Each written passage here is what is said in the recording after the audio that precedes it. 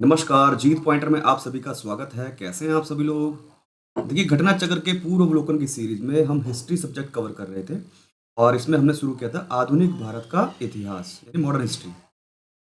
और गवर्नर और वाइसराय का जो चैप्टर स्टार्ट किया हमने उसके बारे में थोड़ा देखा था डिस्क्रिप्शंस। और इसी क्रम में आगे बढ़ते हैं। देखिए, वर्नाकुलर प्रेस एक्ट या भारतीय भाषा समाचार पत्र अधिनियम 1878 ईस्वी में लॉर्ड लिटन के काल में पारित हुआ। देखिए, ये बहुत महत्वपूर्ण पॉइंट है, इसको याद रखेंगे। जो वर्नाकुलर प्रेस एक्ट था वो कब पारित हुआ? ये एक तो ये क्या था, भारतीय समाचार पत्र अधिनियम था, भारतीय भाषा समाचार पत्र अधिनियम था, यानी कि जो भारतीय भाषाओं में निकलने वाले समाचार पत्र थे उनके लिए कानून बनाए गए थे। इसमें कौन से एक्ट में? वर्नाकुलर प्रेस एक्ट में। ये पारित कब हुआ? 1878 ईस्वी में, याद रखेंगे। और किसके कार्यकाल में? लॉर्ड लिटन के काल में यह पारित हुआ था। ठीक है, कई बार पूछा जा चुका है क्वेश्चन। इस अधिनियम को मुंह बंद करने वाला अधिनियम भी कहा जाता है। क्यों? क्योंकि इसने जो है बहुत सारे प्रतिबंध लगा दिए थे जो भारतीय भाषा में समाचार निकलते थे, और जो अंग्रेज सरकार है उनके खिलाफ, उनके शासन के खिलाफ जो भी चीजें लिखी जाती थी, ठीक है, तो उन पर बहुत सारे प्रतिबंध लगा देते थे। इसीलिए इस वर्नाकुलर प्रेस एक्ट को मुंह बंद करने वाला अधिनियम भी कहा गया है।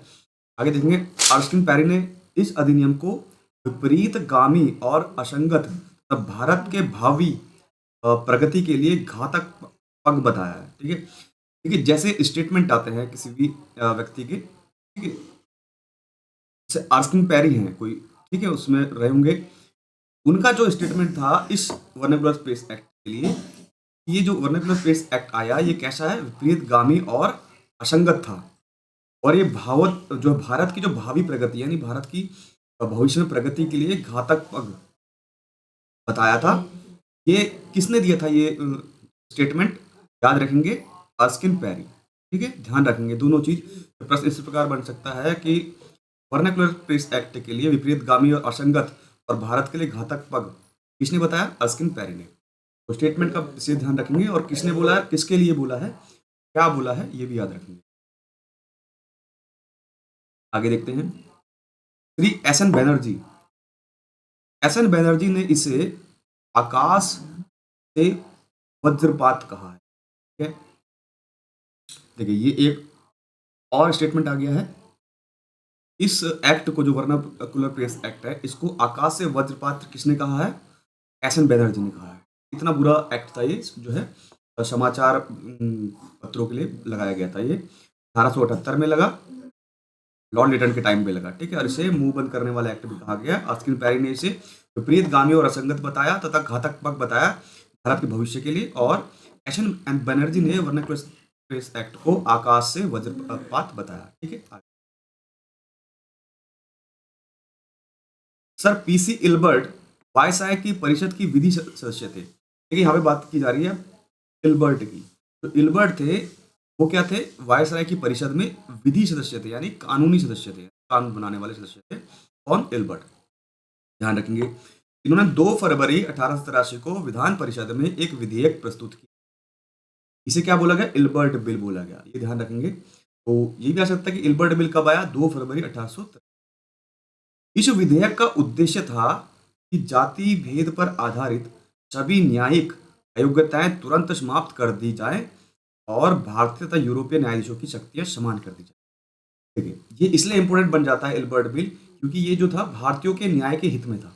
ठीक है, तो जो पीसी इल्बर्ट थे, इन्होंने क्या किया, ये कानूनी सदस्य थे वायसराय की परिषद में उसमें, और इन्होंने एक कानून बनाया, इल्बर्ट बिल लाया, जिसमें इन्होंने ये बोला गया, एक विधेयक लाया, जिसमें इन्होंने ये बात रखी गई कि जो जो न्याय में, यानी कि जो न्याय में जो कार्य होते हैं उसमें जाति भेद नहीं होना चाहिए, कोई भेदभाव नहीं होना चाहिए, और भारतीय और यूरोपियों के लिए जो शक्तियां हैं न्यायाधीश की, वो सभी समान होनी चाहिए। ठीक है, ये बोला गया है।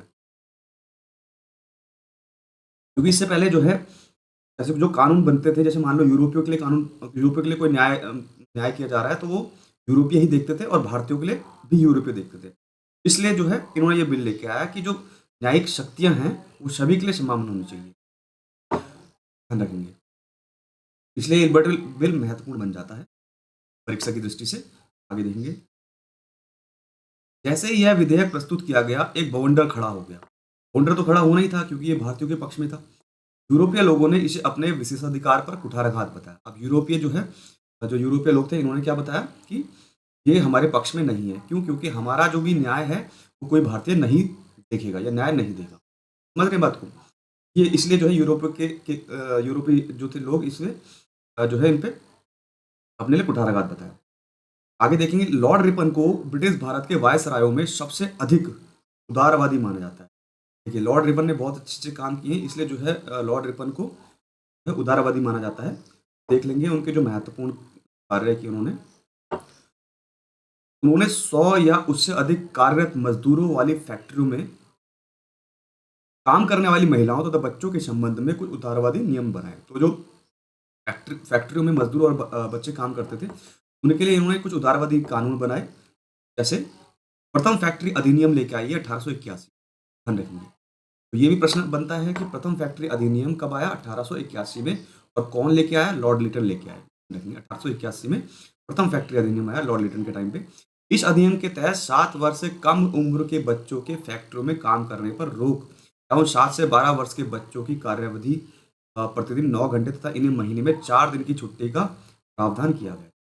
तो इसमें क्या किया उन्होंने कि 7 वर्ष से कम उम्र के बच्चे जो फैक्ट्री में काम नहीं करेंगे, और जो 7 से 12 वर्ष के बीच के बच्चे हैं वो उनकी प्रतिदिन जो 9 घंटे होंगे काम करने के, 9 घंटे से ज़्यादा नहीं, और महीने में 4 दिन की छुट्टी उन्हें देनी चाहिए।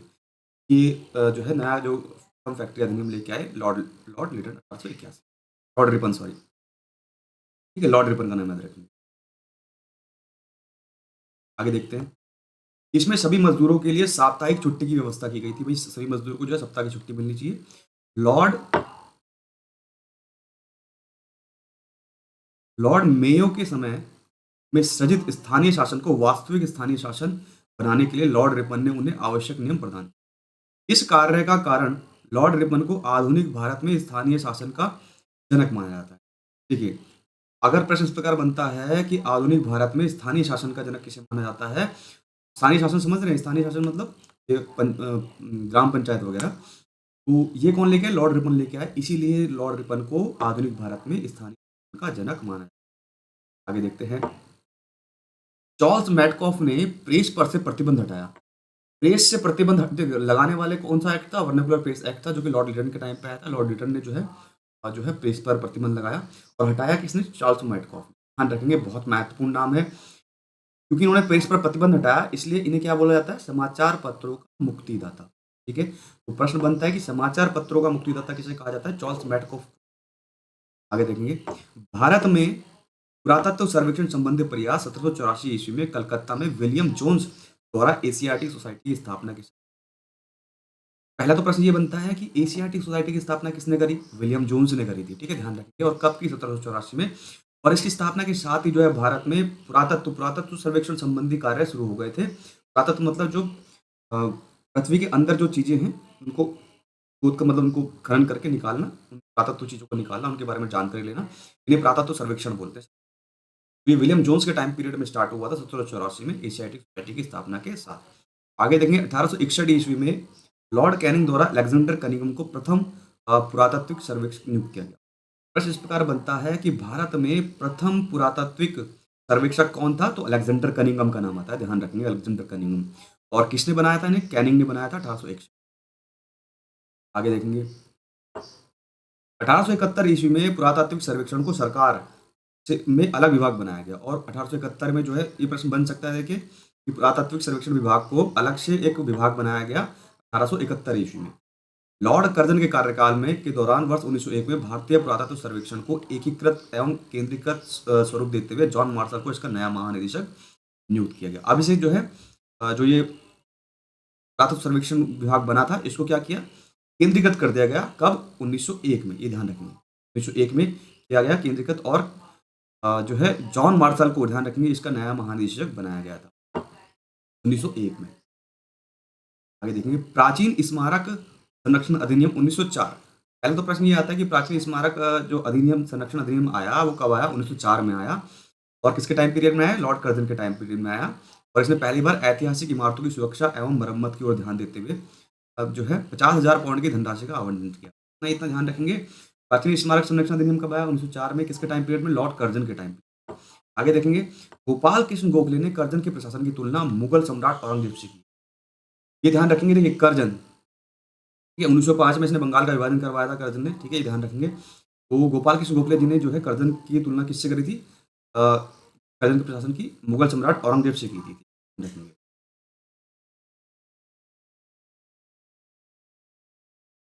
आगे देखेंगे, नवंबर 1905 में लॉर्ड कर्जन के स्थान पर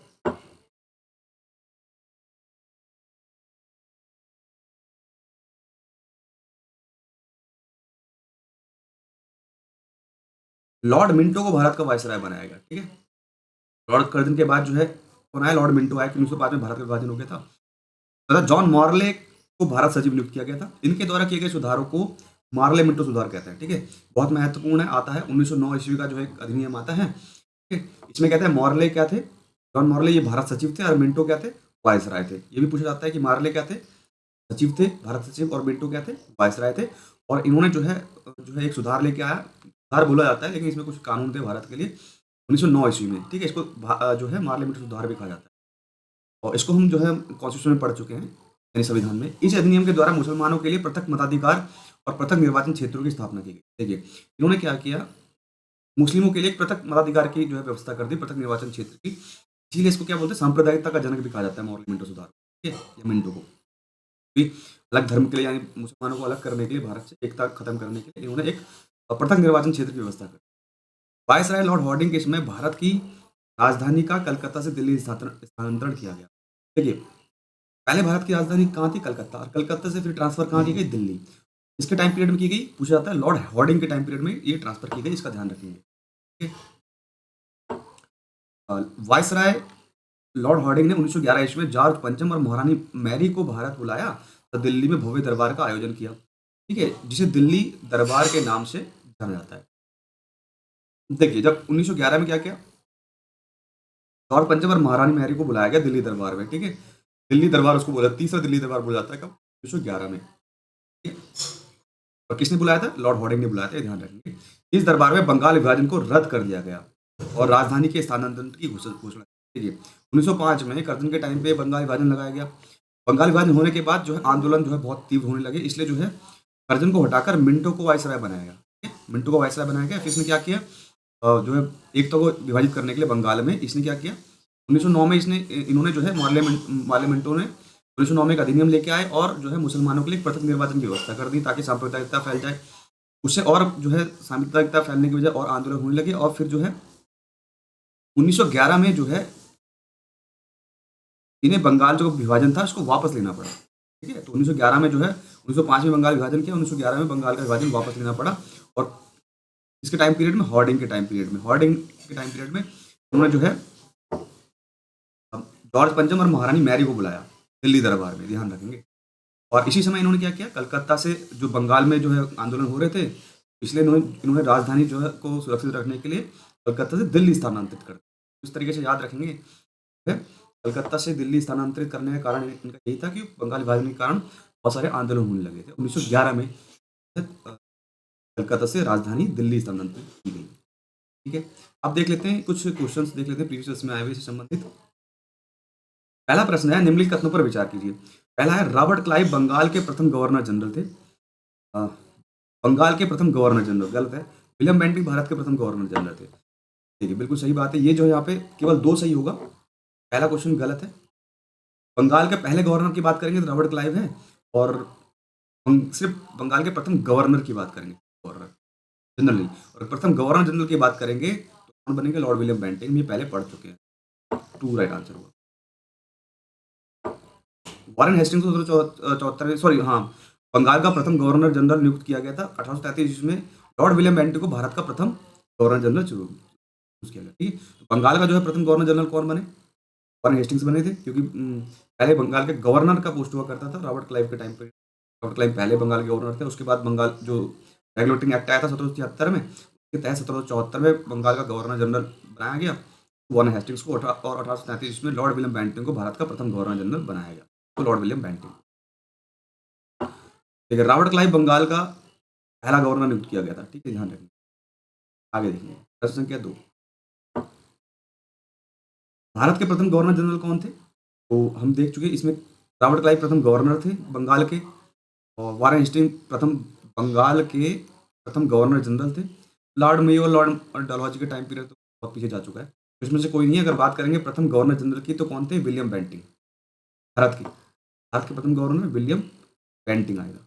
ठीक है, स्टार लगा।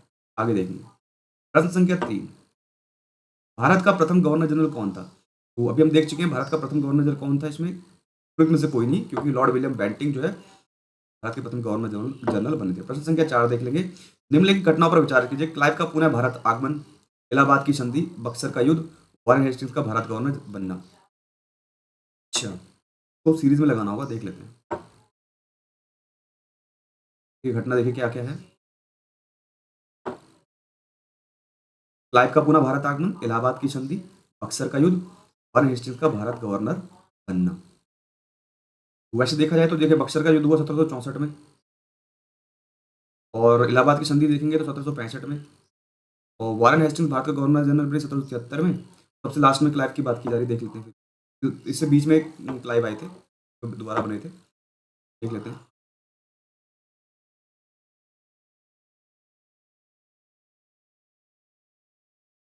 हाँ, सीरीज में लगाना था, ये गलत क्वेश्चन है। देखिए क्या बोला गया, बक्सर का युद्ध आया था 1764 में। देखो बक्सर का युद्ध हुआ 1764 में, क्लाइव का पुनः भारत आगमन हुआ 1765 में। ठीक है, 3 मई 1765 में, और इलाहाबाद की संधि हुई अगस्त 1765। और वारेन हेस्टिंग्स बंगाल का गवर्नर जनरल बने 1772 में। हाँ, ठीक है, बंगाल का गवर्नर बने 1772 में। हम्म, ठीक है, ये डेट्स थोड़ी याद रखेंगे। 3 मई को क्लाइव का पूरा भारत आगमन हुआ, और अगस्त में इलाहाबाद की संधि हुई थी। तो इस प्रकार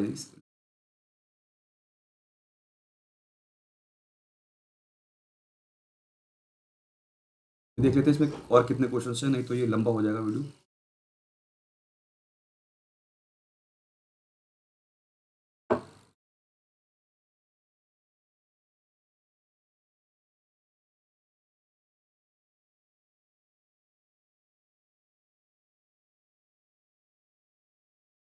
लेकिन यहाँ पे कुछ स्टेटमेंट दिए हैं, देख लेते हैं।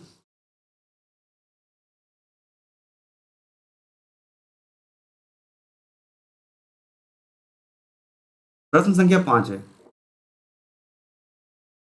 निम्न कथनों में से कौन सा सही नहीं है बोला गया यहाँ पे। जन प्रशासन की नींव वारेन हेस्टिंग्स द्वारा मजबूती से रखी गई, जिस पर ऊपरी संरचना कॉर्नवालिस ने की थी। बिल्कुल सही बात है। तो जन प्रशासन शुरू किया था वारेन हेस्टिंग्स ने किया था, लेकिन उसको डेवलप किसने किया था? कॉर्नवालिस ने किया था। ईस्ट इंडिया कंपनी की असैनिक और सैनिक सुधार करने का श्रेय भी बिल्कुल रॉबर्ट क्लाइव को जाता है। जो उन्होंने जो है सैनिक और सैनिक सुधार किए थे, ये रॉबर्ट क्लाइव ने किए सबसे पहले। अच्छी देख लेते हैं। लॉर्ड लॉर्ड विलियम बेंटिंग सबसे बड़े ब्रिटिश शासकों में से एक था, क्योंकि उसने भारत में ब्रिटिश साम्राज्य के संग्रहित किया था। ये गलत है। ठीक है, अ, ठीक है। दूसरा देख लेते हैं, लॉर्ड डलहौजी ने द्वितीय के सिद्धांत के आधार पर ब्रिटिश साम्राज्य में समृद्ध क्षेत्र फैले। बिल्कुल सही है। डॉक्टर लैप्सी चलाया था, डलहौजी ने जो है कई राज्यों को जो है हड़प लिया था। ये भी सही है। तो केवल इसमें सी गलत है, और इसमें पूछा गया है कौन सा गलत है, कौन सा सही नहीं है, तो हमारा आंसर सी होगा। इसे हम प्रीवियस में देख चुके हैं।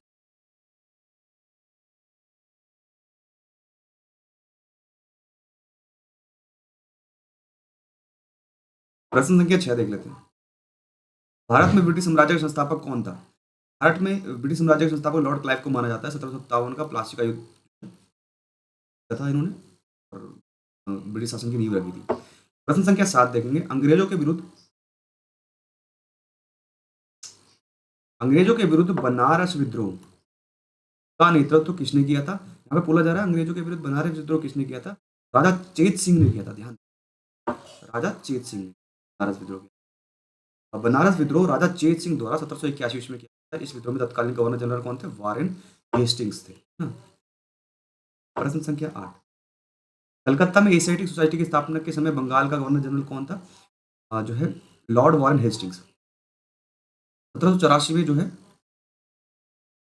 किसकी हुई स्थापना? एशियाटिक सोसाइटी की स्थापना की विलियम जोन्स ने, और उसमें कौन था governor general? Lord Warren Hastings. क्या ध्यान ध्यान रखेंगे। अब प्रश्न संख्या 9 देख लेते हैं। सुरक्षा प्रकोष्ठ की नीति संबंधित थी। ठीक है, सुरक्षा प्रकोष्ठ की नीति कौन लेके आए थे? वारेन हेस्टिंग्स लेके आया था। ठीक है, हम पढ़ चुके हैं पहले क्या होता है सुरक्षा।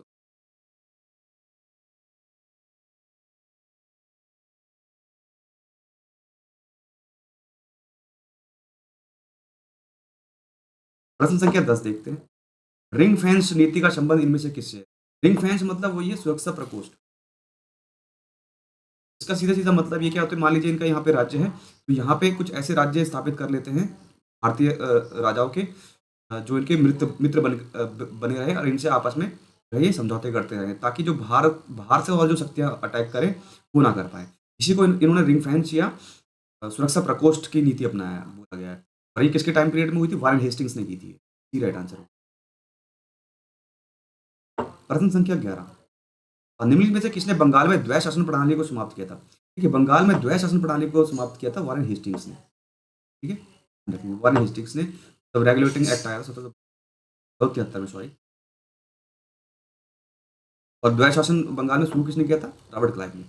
प्रश्न संख्या 12, बंगाल में द्विशासन प्रणाली किसके द्वारा लागू की गई थी? अभी हमने देखा रॉबर्ट क्लाइव के द्वारा लागू की गई थी बंगाल में द्विशासन प्रणाली। प्रश्न संख्या 13 देख लेते हैं। किस गवर्नर जनरल पर महाभियोग का मुकदमा चलाएगा? ये बहुत महत्वपूर्ण क्वेश्चन है। एकमात्र जो है गवर्नर जनरल था जिस पर महाभियोग चलाएगा, वारेन हेस्टिंग्स ने। तो हमने ये 13 क्वेश्चन देखे, इसके क्वेश्चन नेक्स्ट वीडियो में देखेंगे। और धन्यवाद।